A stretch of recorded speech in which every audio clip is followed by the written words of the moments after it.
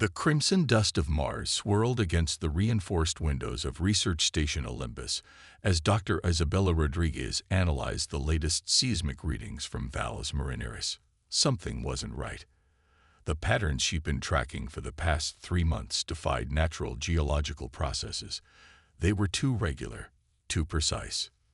"Director Jensen, you need to see this," she called out, her voice steady despite the excitement building in her chest.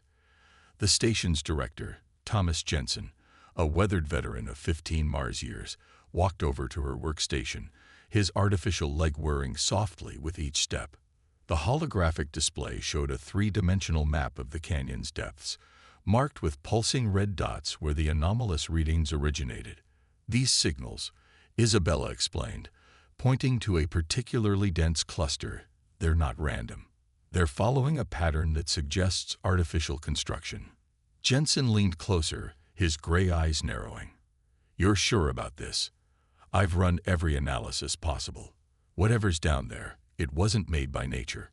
Isabella pulled up another overlay, showing energy signatures that shouldn't exist 3 kilometers below the Martian surface. And it's still active. The discovery sparked a flurry of activity at the station. Within days, a specialized team assembled.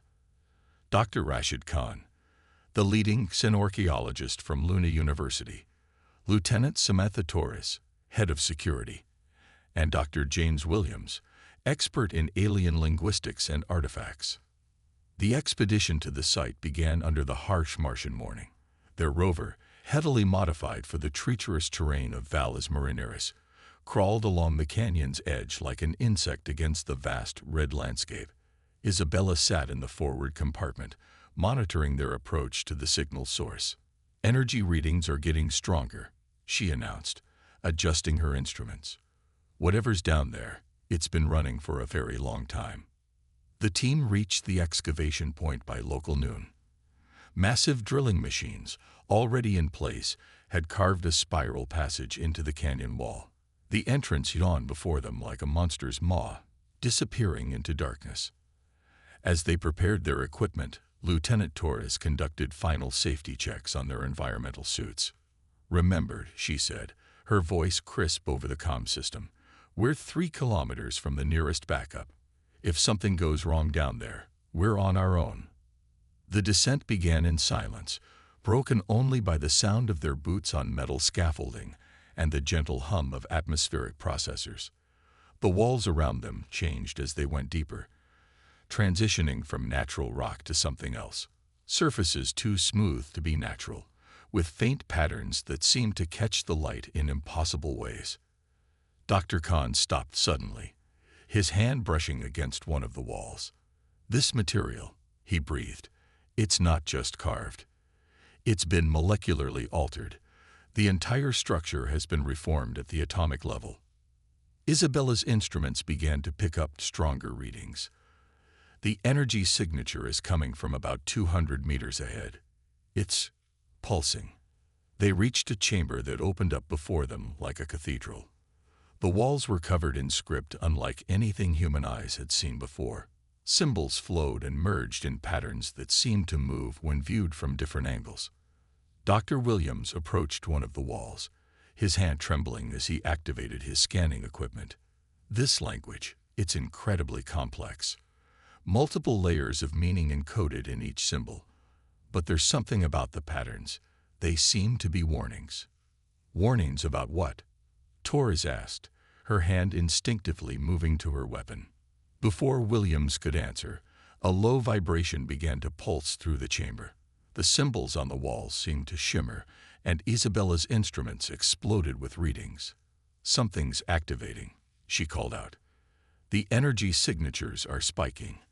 A section of the floor began to slide away, revealing a spiral staircase descending even deeper into the Martian crust. The air that rushed up from below was ancient, carrying with it the weight of millennia. "Look at this," Khan said, pointing to a series of symbols near the staircase. "Based on the degradation patterns, this facility is at least 3 million years old. Whatever built this place, they were here long before humanity even existed." Isabella stepped closer to the staircase, her instruments continuing to record. The main power source is down there, along with something else, something massive. Director Jensen's voice crackled over their comms. What are you seeing down there? Isabella looked at her team, then back at the descending staircase. Sir, I believe we found more than just ruins. This isn't a settlement or a research station.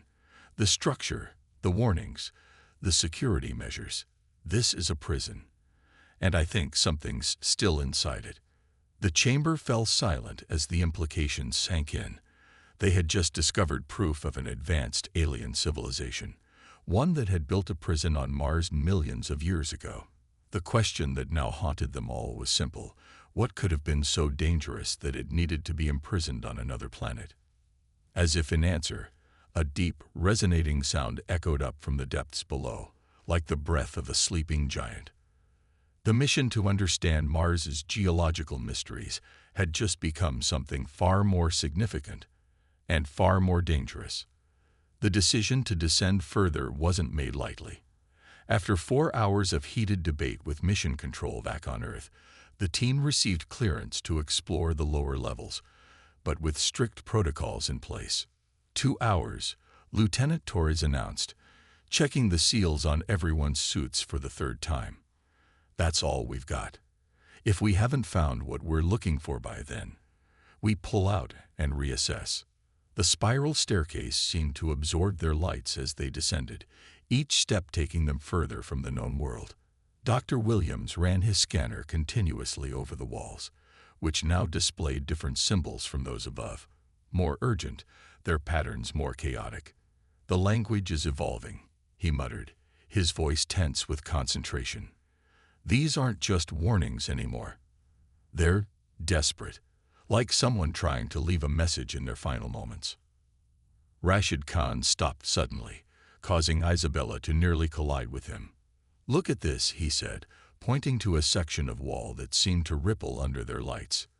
He pressed his gloved hand against it, and the surface responded, becoming temporarily transparent. Beyond the wall, they could see vast chambers extending into darkness, filled with what appeared to be suspended animation pods.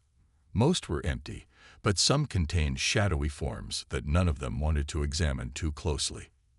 This facility, Isabella said, consulting her instruments, it's massive. These chambers extend for kilometers in every direction. This wasn't built to hold a single prisoner. It was designed to contain an entire civilization. The staircase ended at a massive circular door, its surface covered in intricate mechanisms that still hummed with power after millions of years. As they approached, symbols around its edge began to glow with a pale blue light. It's scanning us, Williams announced, watching his equipment. The facility's AI is still active. It's trying to determine if we're authorized to enter. A beam of light swept over them, and the door shuddered, beginning to open with a sound like distant thunder. The chamber beyond was unlike anything they had seen before. The walls were lined with crystalline structures that pulsed with internal light, and in the center stood a pillar of what appeared to be pure energy, stretching from floor to ceiling. These readings are off the scale, Isabella breathed, her instruments struggling to process what they were detecting. This single room is producing more energy than our entire Mars colony. Lieutenant Torres raised her hand for silence. Does anyone else hear that? They all stopped moving. Through the hum of the energy pillar, another sound could be heard. A rhythmic pulsing, like a heartbeat, but utterly alien in its pattern. Dr. Khan approached one of the crystal structures, his scanner extended. These aren't just power sources, he said. They're data storage devices, massive ones, and they're still functioning. Williams moved to join him, but Isabella grabbed his arm. Wait, she said, pointing to the floor. In the dust that had settled over millions of years, they could see tracks, recent ones, made by something that had moved through the chamber not long before they arrived. Torres immediately shifted into a defensive position. We're not alone down here, she said, her voice tight. Everyone stay close. The tracks led to another doorway, smaller than the first, but no less imposing. As they watched, symbols began appearing on its surface, scrolling too fast for their translation software to process. "It's a message," Williams said, his eyes wide behind his helmet visor. "The facility is trying to communicate with us." The symbols suddenly stopped, resolving into a single pattern that their systems could translate. The message was simple but chilling. "The Guardians have failed. The sleeper stirs." A low tremor ran through the facility, causing dust to drift down from above. The energy pillars' glow intensified, and the crystalline structures began to pulse more rapidly. "Something's wrong," Isabella said, checking her readings. "The power signatures are becoming unstable. It's like the whole facility is waking up." The heartbeat sound grew louder, more insistent. From somewhere in the darkness beyond the second door, they heard movement, something large shifting in the shadows. "New translation," Williams announced, his voice shaking. "It says, 'Protocol initiated. Containment failing.'" Torres keyed her comm. "Control, we need immediate evacuation protocols. Some things." Her voice was cut off as the facility's lights suddenly flared blindingly bright, then plunged them into total darkness. In the seconds before their helmet lights activated, they all heard it, a sound like ancient ice cracking, followed by a whisper that somehow carried through their suits, through their bodies, and directly into their minds. "Free," the whisper said. "After so long, I am free." The emergency lights kicked in, illuminating a scene from humanity's darkest nightmares. The second door had opened, revealing a chamber beyond that seemed to extend forever into darkness. And in that darkness, something was moving. Something vast and ancient, and never meant to be disturbed. The mission to explore an alien prison had just become a desperate fight for survival, not just for the team, but potentially for all of humanity. As they stood frozen in that chamber deep beneath the Martian surface, they realized that some discoveries come with a price too terrible to imagine. The emergency lighting cast sickly red shadows across the chamber as the team backed away from the opening door. The whisper that had penetrated their minds lingered like a cold echo, but it was quickly drowned out by another sound, a mechanical whirring that seemed to come from everywhere at once. "Multiple systems activating," Isabella reported, her instruments flickering with new data. "It's like the whole facility is responding to whatever that was." A holographic interface suddenly materialized in the center of the chamber, its light cutting through the darkness. The alien symbols within it shifted and transformed until they formed recognizable patterns. The facility's AI was adapting to communicate with them. "Unauthorized presence detected. Security protocols engage." The translation appeared in their EUDs, the words appearing faster than their software should have been able to process. "I am CNTINEL7, last guardian of the Nexus prison."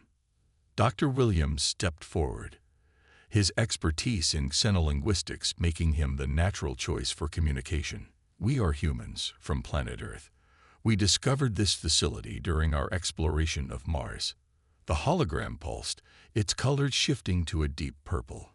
"Your species was calculated as a possibility. The builders foresaw the evolution of new civilizations, but you have arrived too soon. The containment was meant to last another millennium." Lieutenant Torres kept her weapon ready, eyes scanning the darkness beyond the open door.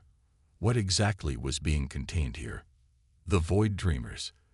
The AI's response came with a burst of data that overwhelmed their systems momentarily. A species that evolved beyond physical form, becoming beings of pure consciousness. They learned to manipulate reality itself, but their power drove them to madness. They sought to reshape all of existence according to their dreams. Dr. Khan's scanner beeped urgently. "The energy readings from that direction are increasing exponentially," he said, pointing toward the darkness. "Whatever's in there, it's getting stronger. The primary containment field has been compromised," Sentinel-7 announced. "The awakening has begun." The Void Dreamer in this sector was the most dangerous of their kind, a being that called itself the Reality Architect. Isabella's instruments suddenly registered a massive power surge. "Something's coming through." The darkness beyond the doorway seemed to fold in on itself, creating patterns that hurt their eyes to look at. A form emerged, not physical in any conventional sense, but a distortion in space itself, like a living tear in reality. Fascinating creatures, a voice echoed in their minds, different from the first whisper, deeper, more contemplative, but no less terrifying. So solid, so limited, but with such potential. Sentinel-7's hologram flared brightly. Emergency protocols activated, initiating containment procedures. The crystalline structures around the chamber began to pulse with energy, creating a web of light that attempted to encircle the distortion. But the beam merely rippled, passing through the barriers as if they were mist. The ascent through the spiral staircase became a desperate race against time as reality itself seemed to unravel around them. The walls phased between solid and transparent, revealing glimpses of other dimensions the human minds were never meant to comprehend. Structural integrity failing. Isabella shouted over the comm system, her instruments showing readings that defied known physics. The whole facility is collapsing in on itself. Behind them, the reality architect's dissolution was triggering a chain reaction throughout the prison complex. Each containment chamber they passed showed signs of similar collapse. Ancient stasis fields flickering out of existence, releasing energies that had been bound for millions of years. Lieutenant Torres led the way, her military training keeping them focused on survival. Stay together. The path back to the surface keeps shifting. Dr. Khan, bringing up the rear, suddenly stopped. Wait, the data crystals. We can't leave them. This might be our only chance to preserve the Builder's knowledge. The old bindings no longer hold me, the reality architect said.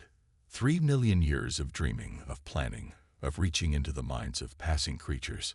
I have evolved beyond what I was when they imprisoned me here. Torres opened fire, her weapon's energy bolts passing harmlessly through the entity. The distortion rippled again, and suddenly the chamber around them began to change. Walls becoming fluid, gravity shifting unpredictably. Your weapons are pointless, Sentinel-7 announced. The Void Dreamers exist partially outside normal spacetime. They cannot be harmed by conventional means. Williams stumbled as the floor beneath him became temporarily transparent, showing an infinite void below. How did the Builders stop them before? They didn't. The AI's response was immediate. They could only contain them, and only at a terrible cost. The entire Builder civilization sacrificed itself to power the containment fields. The reality architect's form expanded, filling more of the chamber with its impossible geometries. And now, after eons of imprisonment, I shall remake this reality as I see fit. Your minds are already opening to me, your consciousness expanding to accommodate new forms of thought. Isabella felt it then, a pressure in her mind, like new pathways being forced open. Around her, she could see her teammates struggling with the same sensation. But there was something else, something in the data her instruments were recording. The containment field, she gasped. It wasn't just holding them in, it was holding them together. Without it, they're unstable. Sentinel-7's hologram flickered. Correct. The Builders designed the prison not just as a cage, but as a stabilizing matrix. Without it, the reality architect's form suddenly pulsed erratically, its patterns becoming chaotic. No, no. What have you done? The dreaming. The dreaming was all that held us. Held me. The chamber filled with a light that seemed to bend around impossible angles as the entity's form began to unravel. Reality itself seemed to flex and strain around them as the ancient being struggled to maintain its coherence. Emergency protocols enacted. Sentinel-7 announced. Initiating facility purge. You must evacuate immediately. The destabilization will cascade through all containment sectors. As the team rushed back toward the spiral staircase, they could hear the reality architect's screams, not just in their minds now, but seeming to come from the structure of reality itself. They had not defeated the ancient prisoner. They had simply witnessed the terrible price of its freedom.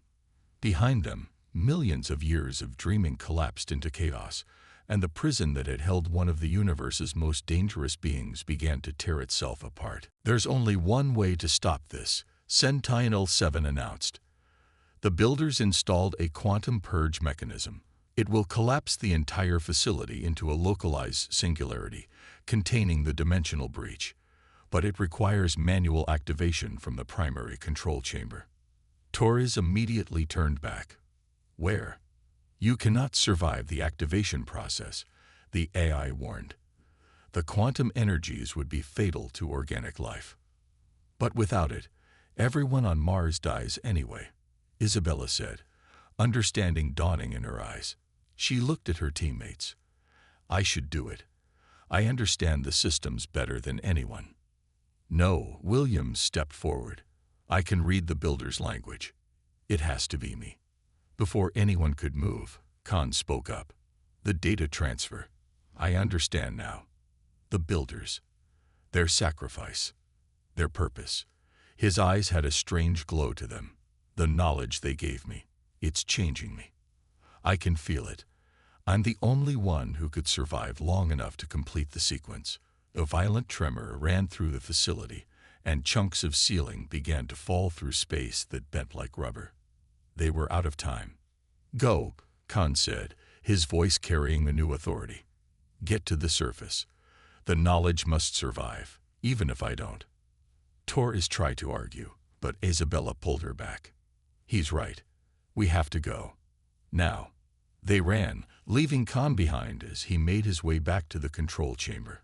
Through their comms, they could hear him working, his voice mixing with Sentinel-7's as they initiated the purge sequence. The builders knew this day might come. Khan's voice came through, growing weaker. They prepared for it.